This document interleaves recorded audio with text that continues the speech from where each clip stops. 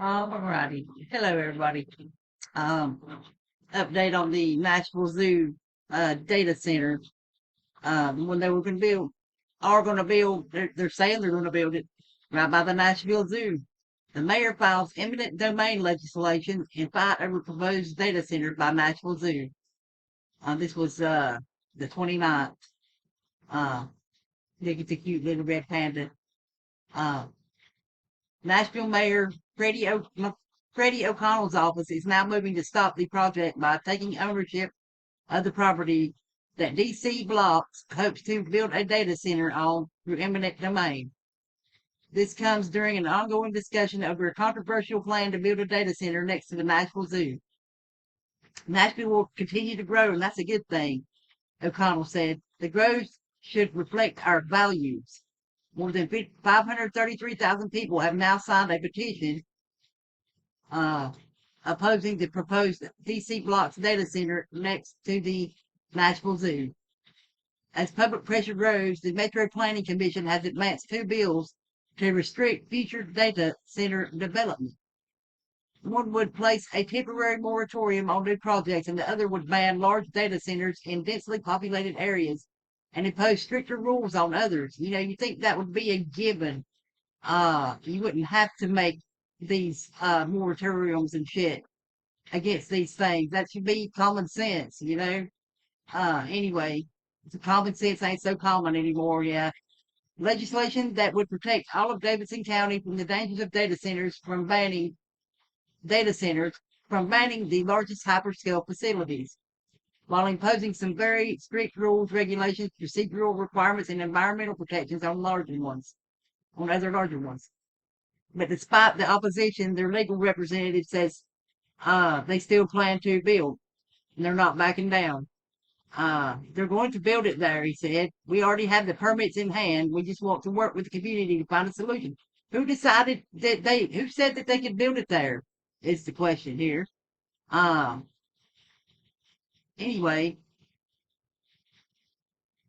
with the closure of the Metro Southeast campus and growing needs at NCDOT and the fire department, we've identified a variety of needs for this site, McConnell said.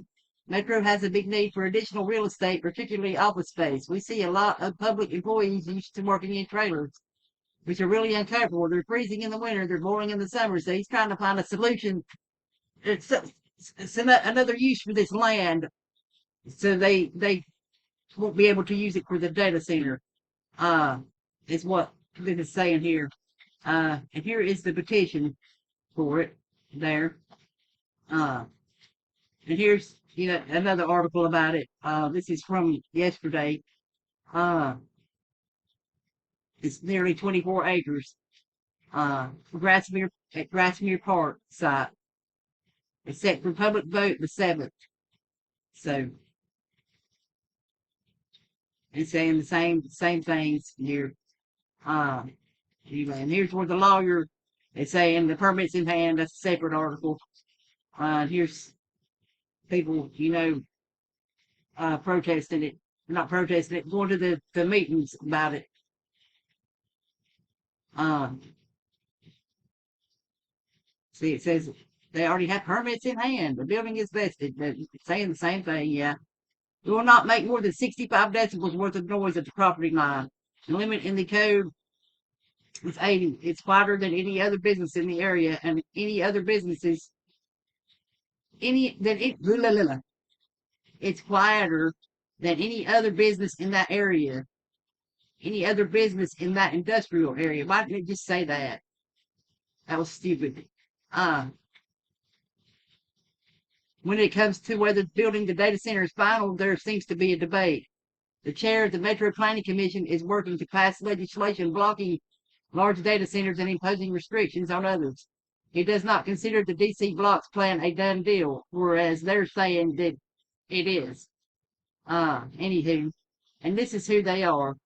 DC Blocks provides connected data centers from co-location facilities in growing markets to globally connected cable landing stations to hyperscale ready build. You know who these people are anyway.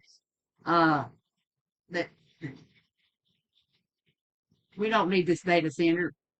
especially right by a zoo where they just had two baby red pandas born in June.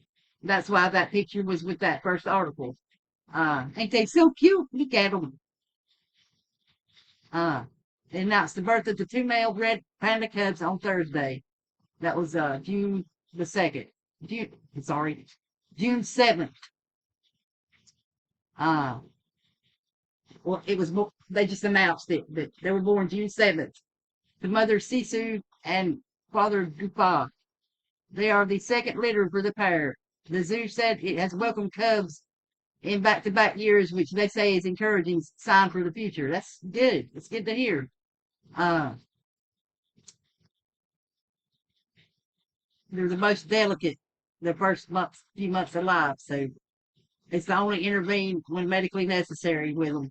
So far they're healthy and steadily gaining weight. That's awesome. The Knoxville Zoo has one of the most successful red panda breeding programs in the nation, with nearly 115 cubs born since 1978. Red pandas are classified as endangered due to habitat loss, fragmentation, climate change, and poaching throughout their native range in the eastern Himalayas and southwest China. Uh, so that's awesome to see. And also this, I wanted to add too for y'all that earned the World Cup, the football, soccer we call it. Anyway, Nashville Zoo Leopard Cub gets World Cup fever. This is from June 30th. See, you can't hear the sound. I can't record the sound, but you'll be able to see it. So that's so adorable. Big kitties. I love kitties, but you can't pet them because yeah, they'll eat you. Well, that one probably wouldn't. It's a baby, but yeah. Anyway, just thought that was cute. I thought y'all might like it. I'll leave the links below for this stuff and everything. So, but yeah, keep an eye on that. I hope that they're able to do this here. So, to stop this data center from being built here.